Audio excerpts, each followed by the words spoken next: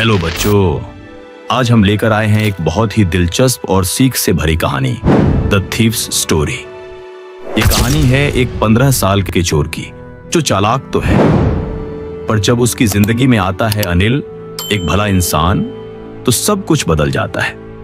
क्या एक चोर ईमानदार बन सकता है? क्या प्यार और भरोसे से कोई सुधर सकता है? तो चलिए बच्चों, सुनते हैं एक चोर की दिल छू लेने वाली कहानी, जो न सिर्फ रोमांचक है बल्कि हमें जिंदगी का एक बड़ा सबक भी देती है। जब मैं अनिल से पहली बार मिला तब भी मैं एक चोर ही था।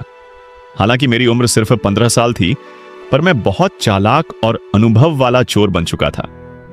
उस समय मेरी किस्मत थोड़ी खराब चल रही थी और मुझे एक नया शिकार चाहिए था। तभी मैंने एक युवक को कुश्ती का मैच देखते हुए देखा। वह अनिल था।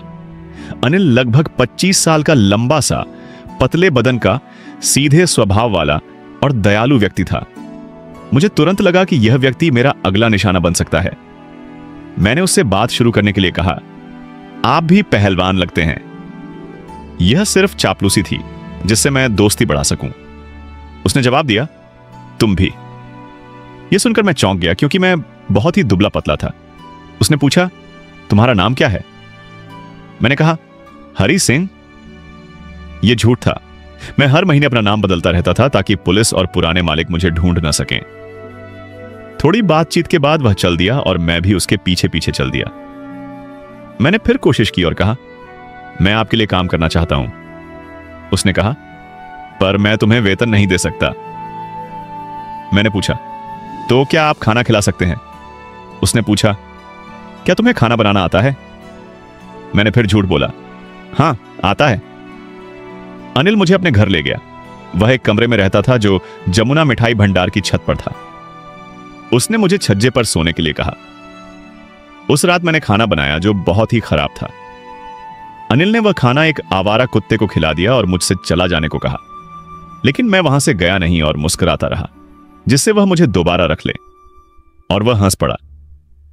बाद में अनिल ने कहा, कोई बात नहीं, मैं तुम्हें खाना बनाना सिखा दूंगा। वह मुझे पढ़ना लिखना भी सिखाने लगा। उसने मुझे अपना नाम लिखना सिखाया और वादा किया कि वह मुझे वाक्य बनाना और जोड़ घटाना भी सिखाएगा। मुझे पहली बार लगा कि अगर मैं पढ़ लिख गया तो मैं जिंदगी में कुछ बड़ा कर सकता हूं। मैं रोज उसके लिए चाय बनाता और बाजार से सामान लाता। हर दिन मैं 1 रुपया बचा लेता था। शायद उसे यह पता था, लेकिन उसने कभी कुछ नहीं कहा। अनिल हर दिन कमाई नहीं करता था। कभी उधार लेता, कभी लेख लिखकर पैसे कमाता। एक दिन वह घर लौटा और बताया कि उसकी किताब छपने के लिए बिक गई है। उसके पास अब 600 रुपए की गड्डी थी, जो उसने गद्दे के नीचे रख दी थी।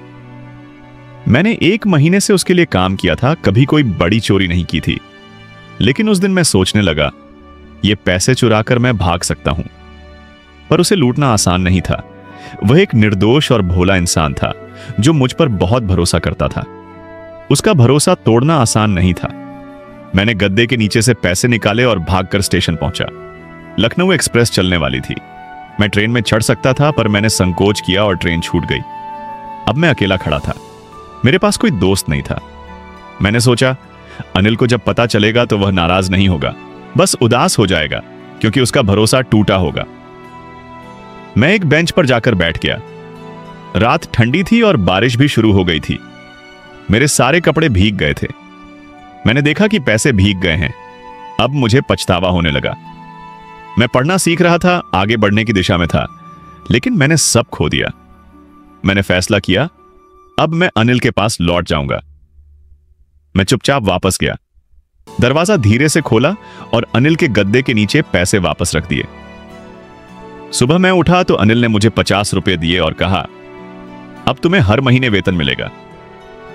मैं डर गया कि कहीं उसे पता तो नहीं चल गया, पर वह बोला, आज से हम वाक्य बनाना शुरू करेंगे। शायद उसे सब पता था, पर उसने न कुछ कहा न जाहिर किया। मैं मुस्कुराया, और इस बार यह मुस्कान असली थी।